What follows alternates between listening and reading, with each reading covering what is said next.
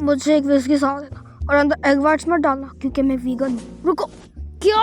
मुझे लगा था कि गेंद हमारे दिमाग को कंट्रोल में नहीं मैं तुम्हारे लिए इससे बुरा फैसला कर सकती थी। अगर ऐसा है तो मैं तुम्हें स्लग बनाने का वोट करता हूँ। सबने इसके खिलाफ वोट किया जाए। मैं इसी से तंग आ गया हूँ। बाहर तो बहुत ही ज्यादा तूफानी बारिश हो रही है। Hello friends. मुझे एक कॉस्मोपॉलिटन देना। मुझे ब्लिस प्लीज कॉर्न दे दो। अब मैं कुछ बनाने की कोशिश करती हूँ। तुमको तो अल्कोहल के बारे में काफी अच्छी नॉलेज है सुपर। हाँ, ये इन सब में से मेरी भी एक सजेशन थी। मैं बार में काम किया करती थी। ये हुनर तुम पर सूट करता है। मैं जानती हूँ उसका कोई गहरा मतलब छुपा है, लेकिन मेरे पास फजूल का वक्त नहीं है, इसको छोड़ो। हे पॉमनी, क्या तुम्हारी कोई जॉब थी या तुम बहुत छोटी थी? मैं 25 साल की हूँ और हाँ, मैं भी एक सुपरमार्केट चेन में काम किया करती थी। बस एक सुपरमार्केट चेन? फिर यहाँ पर कैसे आई? हर आम शख्स को अपनी लाइफ में थोड़ा थ्रिल चाहिए होता है और मुझे भी चाहिए था।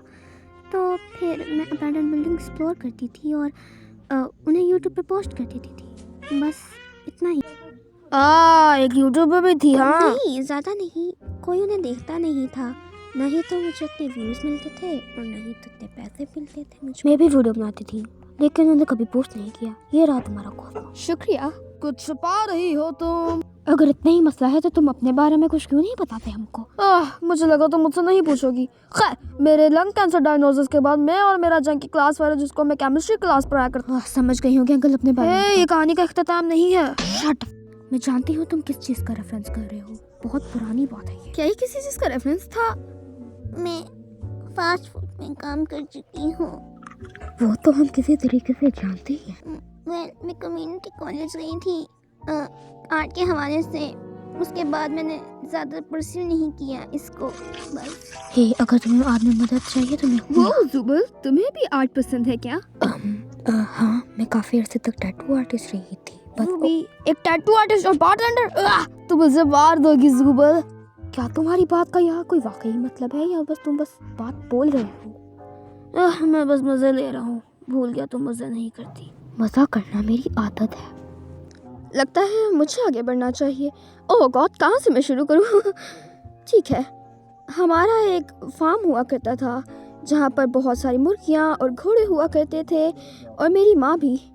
मेरी माँ मेरे लिए बहुत कुछ थी। उनको मेरी याद तो नहीं आती होगी और वैसे मैं रियल एस्टेट में काम कर चुकी हूँ। मेरी माँ, उनको मेरी याद तो नहीं आती होगी बिल्कुल भी।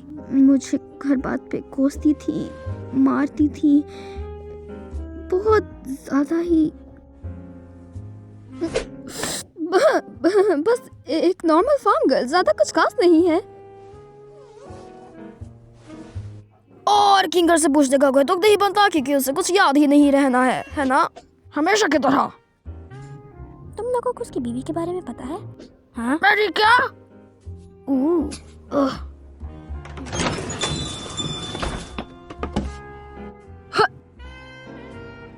क्या?